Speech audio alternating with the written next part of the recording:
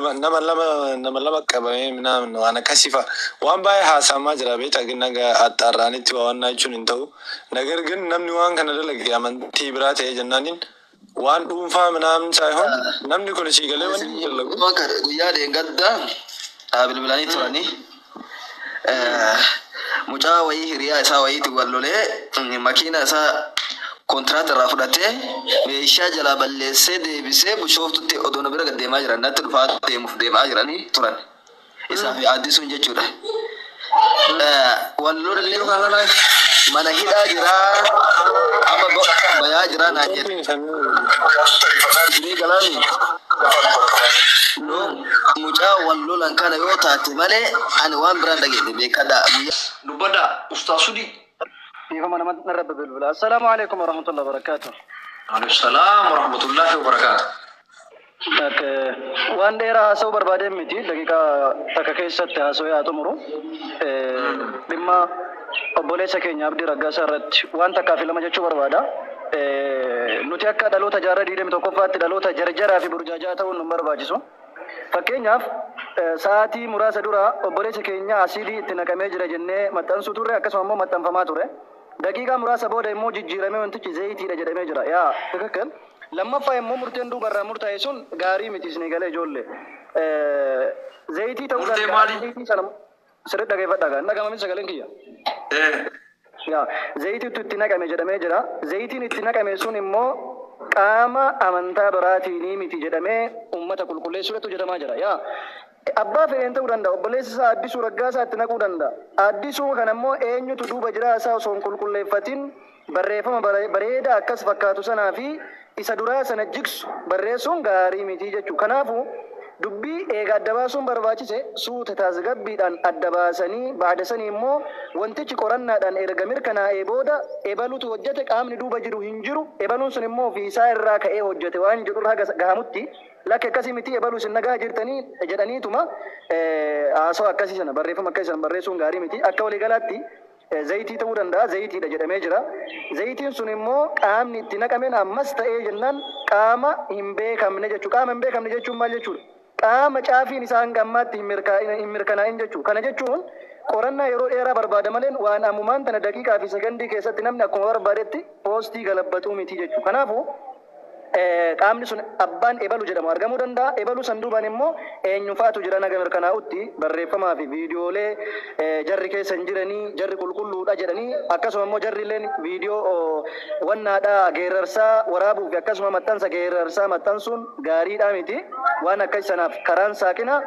ammallee taanaan dubbiin qoratamaa jira ni qoratamaas eenyummaan haga dhumaatti haga adda bahutti hiddaa fi hundeen isaa kana jedhamee hanga qaama itti dhiyeenya yookaan qaama wanni kun irratti raawwatame mirkanaa'utti nuti osoo xiqqoo isii of qusanne waan jedhu yaada qaba.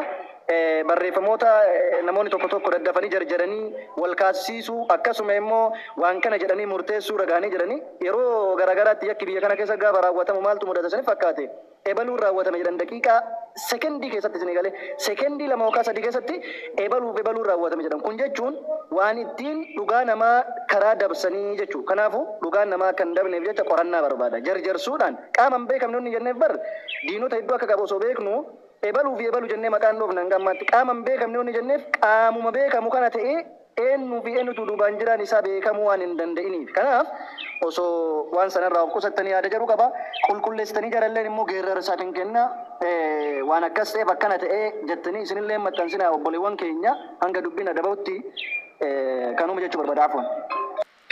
Yaada fudhatama maaliif Suudii Jamaal jechuun nama isaan quba qabu nama gaafa awalallee wajjin jireenya keessatti hariiroo guddaa waliin qabanii ani amma isaanitti bilbilee ture yoo awwala addisuun adidee na isaanitti bilbilee ture maaliif sababni waan quba qabaniif waan taateef yuunivarsiitii illee jiraatu inni Suudii Jamaalin beektan ka garee shahaadaa keessatti qooda guddaa shoora guddaa taphatu keessa isa tokko nama jabaadha nama akkasuma ijoollee miseensa warra shahaadaa kana hedduu jajjabeessuu raayi yaani ustaas Suudii fudhatama waan taateef